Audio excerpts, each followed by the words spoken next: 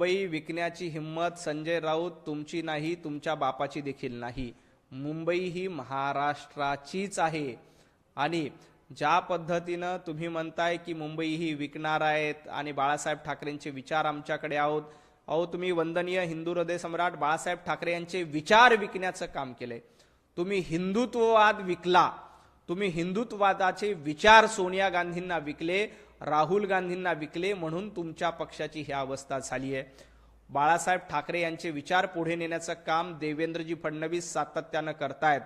बाळासाहेब ठाकरेंचे विचार पुढे नेण्याचं काम एकनाथजी शिंदे सातत्यानं करतायत. तुम्ही काय केलं?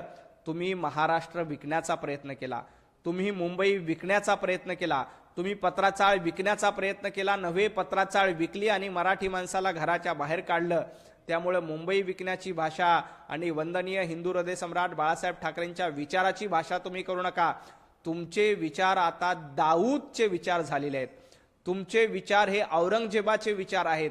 तुम्हाला मुंबई महापालिकेमध्ये औरंगजेबाचा हिरवा झेंडा फडकवायचा होता. ते तुमचे कारनामे यशस्वी झाले नाहीत, म्हणून तुमच्या पोटामध्ये दुखतंय. या मुंबई महापालिकेमध्ये मोदीजी आणि देवाभाऊचा जय जयकार होणार.